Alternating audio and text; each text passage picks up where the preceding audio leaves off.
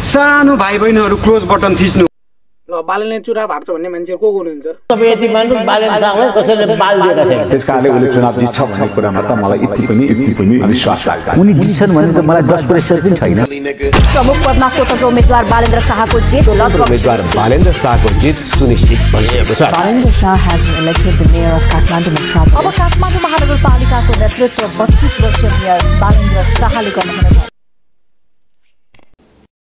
को के गरेर त्यहाँ? त्यो बालेनले चुनाव जितिसकेपछि के लुकेर बस्ने हो? बाहिर आउनुस्। बालेनले चुनाव हार्छ भन्नु त ठिकै हो।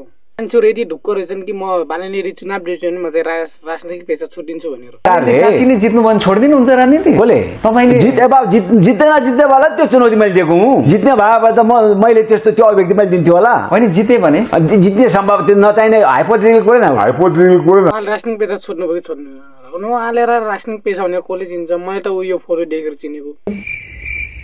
भोसड़ी के मदरचोद बहन के लोड़े मच्छर की झाट गांडू मोटी चूत तेरी टट्टों के सौदागर। बाजे हजुरलाई लास लागिरहला हैन? हैन अब हजुरको प्रेडिक्सन रङ हो नि। अब मैले चाहिँ नि प्रेडिक्सन गर्नुपर्दा केशवले नै जित्ने सम्भावना नि भनेको हैन। म काठमाडौँको मनोवैज्ञानिक हो, मलाई भोटर्सको मनोवैज्ञानिक थाहा हुन्छ भनेर विश्लेषक हो। मलाई काठमाडौँको भोटर्सको मनोविज्ञान काठमाडौँमा भोटर्सहरूको मनोवैज्ञानिक थाहा भएको मान्छेको प्रेडिक्सन कसरी मिल्ने त? काठमाडौँ बहुला ठाउँ अझ उल्टे ठाउँलाई पो दोष हुन्छ। काठमाडौँ बहुला हैन, हजुर बहुला हो होइन? अनि बाजे हजुरले भनेको कुराटा के कुराटा मिल्नु पर्ने नि? के हजुरले गाजा खाएर कुरा गर्नु भएको? कसरी थाहा हो? सरकारलाई गाजा बाँड्दै हिँड्नुपर्छ। शिवरात्रिमा चाहिँ नेपाल सरकारले गाँजा बाँड्नुपर्छ। गाँजा मात्र खाएर गिदी पुरै सुकाइ। बालनको विषयमा म चिन्दिनँ कि। अब उनी तराईबाट आएको, उनको बाउ तराई। अब जहाँ रहे पनि मेयरमा अब उहाँले जित्नु भइसक्यो। अब त चिन्नुहुन्छ होला नि बालनलाई।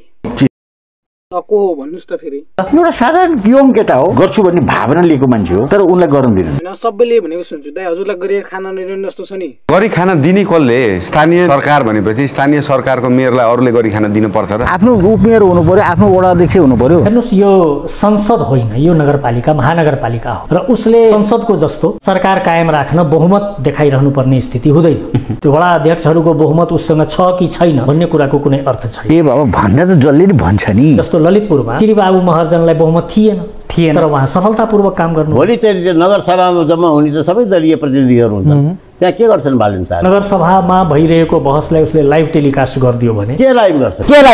यो बगलोल कुन मान्छे हो यार? त्यही युवा मतदाता जो आज उसको साथमा छ, त्यसलाई अब मलाई काम गर्न दिइरहेको छैन, तपाईहरू महानगरपालिका आउनुस् भनिदियो भने के होला? ल भयो कुरा छाड्दिनुस्। बरु दाइ एउटा र्याप सुनाउनुहुन्छ कि?